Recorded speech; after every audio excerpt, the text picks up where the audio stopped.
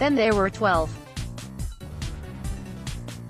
The Los Angeles Chargers ended their historic season on a strong note as Philip Rivers and the Bolts offense delivered another quality performance, defeating the Denver Broncos 23-9.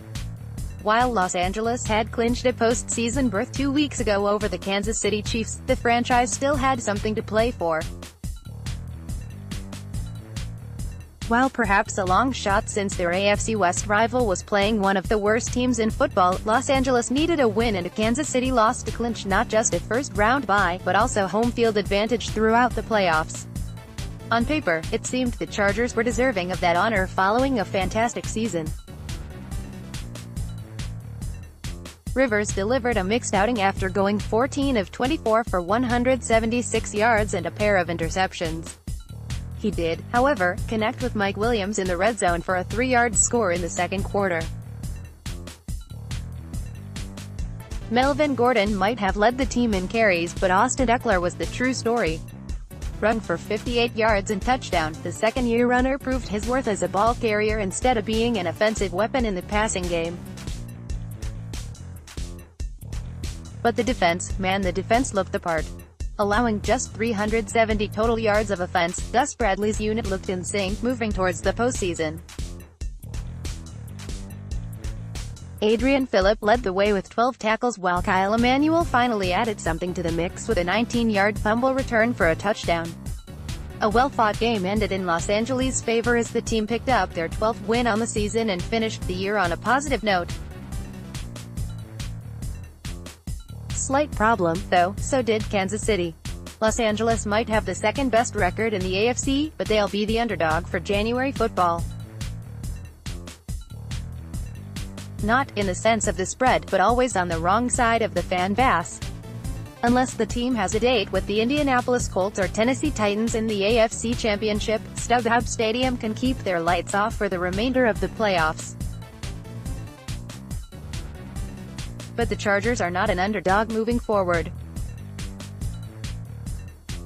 While their first matchup against the Baltimore Ravens will be challenging thanks to the Ravens' stellar defense, their journey to Atlanta might become simple with a wild-card round victory.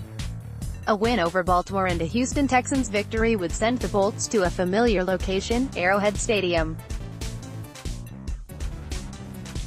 The last time Los Angeles and Kansas City met, Rivers threw for 313 yards and a pair of touchdowns against the Chiefs' abysmal secondary.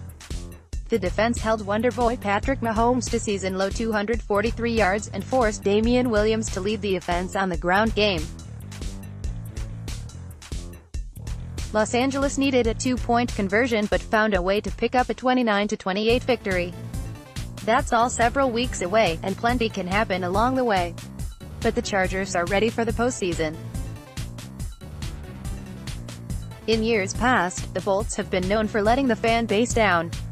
Whether starting the year off sluggish or finishing the year off on a sour note, the days of Chargers chaos are coming to a close. Rivers is playing like a 25-year-old version of himself and players are becoming healthy at the right moment. Hey, one game at a time, right? Los Angeles went through the gauntlet and came out on the other side a little brighter. While a single play could change the outlook of any game, Los Angeles' well-balanced offense along with strong defensive secondary carried the Bolts past opponents such as Pittsburgh, Tennessee, and Kansas City. As the regular season comes to a close, the football gods have given the Bolts a gift, a chance at redemption against the Ravens. While Baltimore looks ready to take on whoever comes through plain and simple, if Los Angeles can attack Lamar Jackson, limit the number of short passes and establish a run game, it will be must-watch television for everyone to enjoy. Anything can happen in the postseason. A team that barely made it and could find their way in the championship game.